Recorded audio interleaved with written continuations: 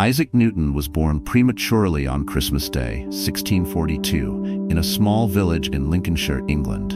He was so tiny and weak that his mother feared he wouldn't live through the night. His father had died months before he was born, and when Isaac was just 3 years old, his mother left him in the care of his grandparents to remarry.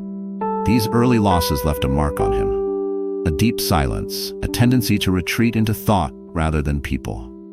From the very start, Newton's life was shadowed by solitude and survival.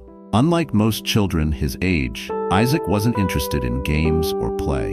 He built miniature windmills, sundials, and even mechanical toys using scraps from the farm. His notebooks were filled with sketches, experiments, and reflections. He studied the stars, tracked the movement of time using water clocks, and observed nature in intricate detail. At school, he wasn't the best student at first, but once provoked by a classmate who bullied him, Newton became obsessed with outshining everyone. It was this competitive spark, mixed with his relentless curiosity, that set him apart. In 1665, the Great Plague forced Cambridge University to close. Newton, just 23 years old, returned to his family estate in Woolsthorpe. Far from being idle, this isolation became the most productive period of his life. Alone in the countryside, Newton began to explore the nature of motion, light, and gravity.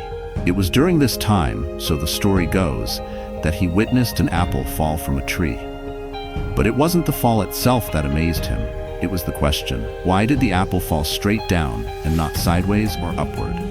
That single moment led to a lifetime of insight and eventually to a force that governs the motion of planets.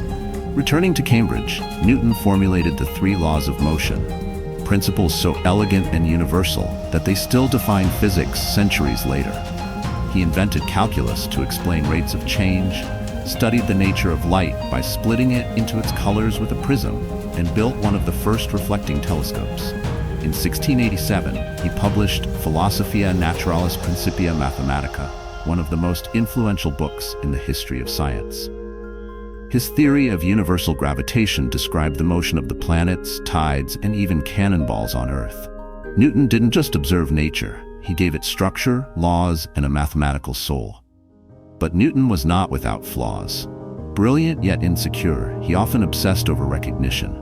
He feuded fiercely with other scientists, especially with Gottfried Leibniz over the invention of calculus.